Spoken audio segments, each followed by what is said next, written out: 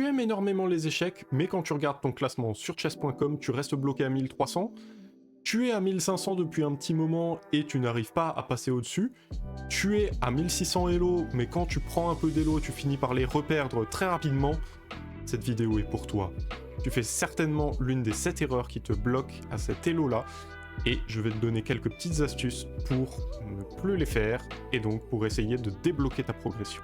Le premier point sera illustré par une partie de l'un de mes élèves, qui se reconnaîtra bien sûr. Eh bien, qu'est-ce qu'il a joué là-dessus ? Il a vu qu'il pouvait prendre une pièce et 2 pièces. Donc il s'est dit, oh, de toute manière je vais prendre celle sur échec. Après tout, ça force une réponse. C'est un coup forçant, c'est très bien. Donc reprise, coup logique. En même temps, là, il y a toujours la possibilité de faire une prise. Donc là, qu'est-ce qu'on va faire ? On va pas trop réfléchir. On va prendre. Voilà, donc là, la reprise est là aussi logique. Encore une fois, on a une dame qui peut prendre une dame. Quand au jeu de dames, on peut prendre, on doit prendre, c'est la règle. Voilà, il prend. On prend. Et ici, on se rend compte qu'on a échangé 3 paires de pièces, alors qu'on a un pion de moins. Et donc, on va se retrouver avec les blancs dans une finale complètement catastrophique. Si on revient à la position initiale, on se rend compte du premier défaut dont je voulais vous parler. Le premier défaut, c'est de jouer sans plan. Quel est le problème du coup ? C'est que vous naviguez un petit peu au jugé. C'est-à-dire que vous allez espérer trouver le bon coup un peu par hasard, et donc que vous n'allez pas forcément répondre aux exigences de la position. Ici par exemple, on va chercher à ne pas échanger, mais surtout à jouer actif et dynamique. Vu qu'on n'a pas le choix, on va échanger une pièce, mais on va plutôt échanger le cavalier par exemple. Parce que ça va ouvrir une très grosse ligne pour notre dame par exemple. Là, la dame va pouvoir venir ici, et ça va commencer à taper très très fort mine de rien. Après on pourrait se dire, bon, C6 ça met une fourchette, mais là il y a dame prend E5 échec et on vire le fou, on a regagné le pion, et on a une position toujours assez dominante. Donc on va peut-être pas faire ça. Ici on peut se demander qu'est-ce qui se passe, qu'est-ce qui empêche les noirs de prendre simplement par exemple. Eh bien il y a reprise, si on ne veut pas se déroquer on fait ça. Là on prend le pion par exemple, et là on a regagné le pion, avec des intérêts. Le problème des joueurs qui ont un assez bas niveau comme ça, c'est qu'ils vont jouer des coups de manière un petit peu automatique et sans réel fil conducteur. Donc si vous voulez progresser au-delà d'un elo de 1300-1400, il est important de comprendre les nécessités de la position pour pouvoir former un plan et jouer avec une stratégie réelle. Restons sur la même position et maintenant on va voir un autre problème qui arrive parfois un petit peu plus haut. Donc là-dessus, qu'est-ce qui se passe quand un joueur qui n'a pas 1300 mais 1500 tombe sur cette position avec les blancs ? Alors je calcule, prise, prise, prise, prise, ok, et là je vais calculer, je sais pas moi, là par exemple. Ouais, ça donne rien, donc on va recommencer. Alors, on recommence, donc peut-être pas prise. Là-dessus, on va peut-être faire, je sais pas moi, prise, prise. Là, on va tenter de venir là, et après, je sais pas trop. Ou peut-être que, en fait, c'est pas terrible, donc on va... Enfin bref, vous avez l'idée. Donc vous allez chercher à calculer encore, et encore, et encore des variantes. C'est très bien, le calcul, c'est très bien. Et le problème, c'est que ça vous fait complètement oublier un pan du jeu très important, qui est la stratégie. Là, c'est pas vraiment le calcul qui doit dicter la façon dont vous jouez, ce genre de variante, c'est le plan. Et donc, il y a des fois où vous oubliez complètement cette notion de plan, cette notion de long terme, et que vous essayez juste de calculer des variantes et encore des variantes. En oubliant complètement ce qui se passe à côté, en oubliant complètement que la position a un contexte, et donc en oubliant complètement ce qu'il faut faire pour répondre, là aussi aux exigences, de la position. Un de vos gros problèmes aussi quand vous êtes à un elo intermédiaire, c'est votre amour du fromage. Oh, je vais m'expliquer parce que visiblement c'est un peu incompréhensible là comme ça. Eh bien, vous laissez des gros trous dans votre position. Par exemple, ici, le joueur avec les noirs a joué E6. Ça a l'air d'être un bon coup. Ça bloque là le fou dans sa diagonale, dans sa tentative de prendre de l'espace. Néanmoins, ça laisse aussi un énorme trou sur la case D6. Trou sur lequel un cavalier peut venir s'engouffrer et faire très très mal juste en venant ici par exemple. Donc c'est vraiment très embêtant. Par exemple, après le coup E5, ce sera très difficile de pousser D5 dans de bonnes conditions. Si vous voulez progresser, vous devez éviter au maximum de laisser des cases aussi faibles que ça.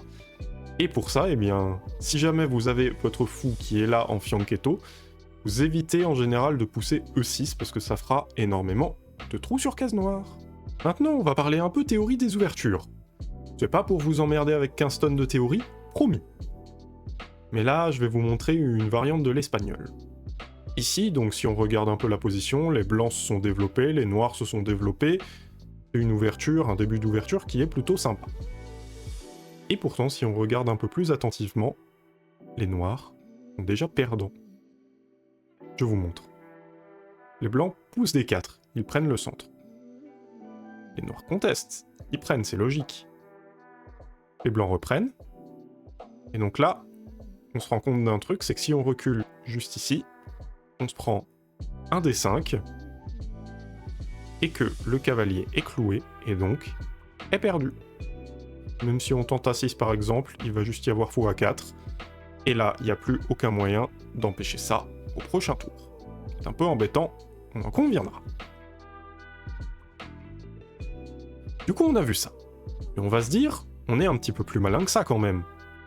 On va jouer échec au roi. Les blancs vont intercaler un fou ou un cavalier, peu importe. On le prend avec notre fou. Les blancs reprennent.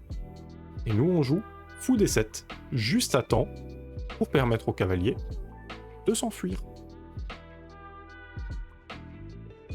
Le problème, c'est qu'on s'est dit qu'on était plus malin, mais notre adversaire peut aussi être plus malin. Et juste se dire, non, je ne vais pas te permettre d'échanger, je vais faire en sorte que mon roi s'enfuit. Et là, on se rend compte du problème, c'est que là, il y a toujours la menace du clouage, mais on se dit là-dessus, il n'y a pas de problème. Et bah si, il y a un gros problème, c'est que là-dessus, on va juste jouer dame à 4, et que là, on se rend compte, quelle case a le fou? Il n'a aucune case. La menace, ça va être de manger le cavalier. On mange le fou. Et là, il n'y a plus de cavalier qui protège, donc on va pouvoir aller manger le fou. Donc du coup, il n'y a qu'une seule solution pour protéger ce fou-là. C'est de le protéger avec un pion, de jouer A5.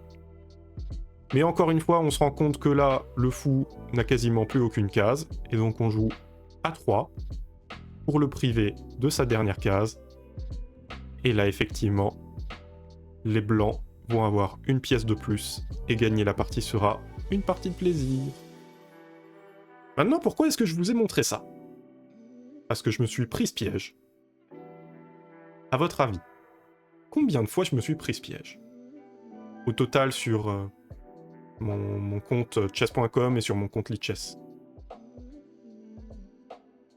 Je me le suis pris au total 6 fois. Pourquoi est-ce que je me le suis pris 6 fois? Parce que j'ai eu un gros défaut, c'est que je ne regardais jamais mes parties. Je me contentais de jouer, puis de lancer la suivante, etc. Et ce, chaque jour. En quoi c'est un problème?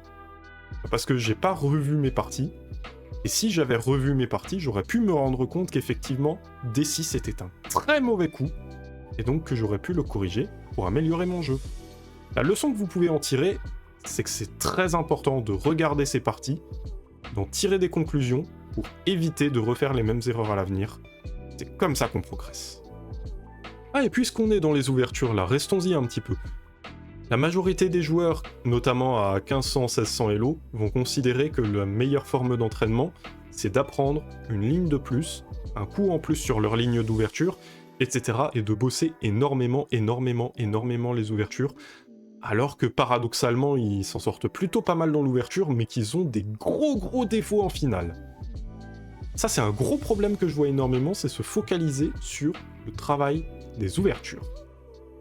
La plupart des parties que vous jouerez sur chess.com se jouera sur une tactique. Ne vous mettez pas à vous préparer comme si vous étiez en train de bosser pour le prochain championnat du monde, ce ne sera pas le cas.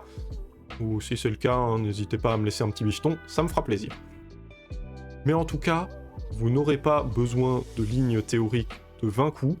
Par contre, le fait de vous entraîner en tactique à la place, ça vous sera infiniment plus profitable. Donc laissez-moi tomber ce bouquin d'ouverture et mettez-vous au boulot. Tactique, finale, stratégie. L'un des réflexes les plus ancrés et pourtant les plus assassins pour votre elo, c'est de jouer à des moments où vous n'êtes pas au mieux, où vous ne devriez pas jouer. Je vous donne un exemple tout con et qui nous est quasiment tous arrivé. Vous venez de perdre votre 4e partie d'affilée, et vous avez la rage parce que vous venez juste de donner une pièce alors que vous étiez ultra gagnant. Et là vous vous dites, non, je peux pas rester là-dessus. Je vais en relancer une. Et la partie suivante, c'est une catastrophe.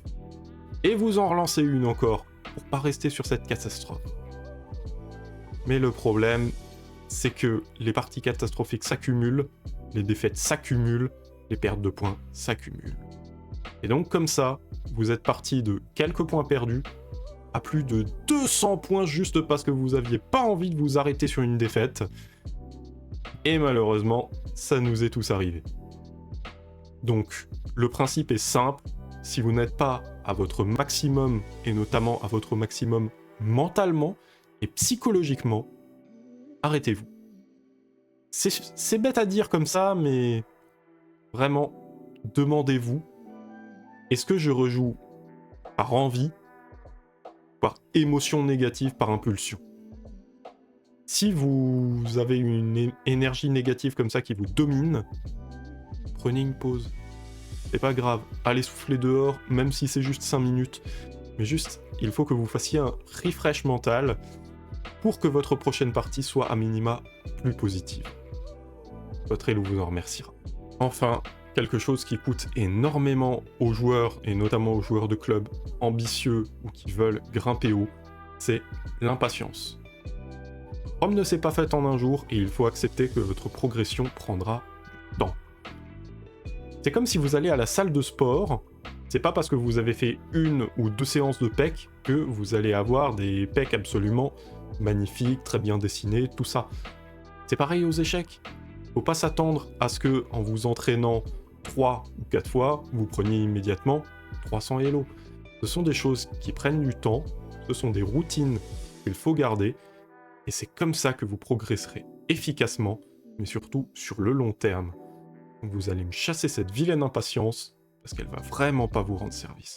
Et c'est ainsi que se termine cette vidéo, j'espère qu'elle vous aura plu. Si jamais c'est le cas, n'hésitez pas à mettre un like, à mettre en commentaire ce que vous aimeriez que je traite dans la prochaine vidéo, et n'hésitez pas non plus à vous abonner, car ici, on n'apprendra pas 100 coups de théorie, on apprendra ce qui compte vraiment. Sur ce, c'était le coach. Ciao!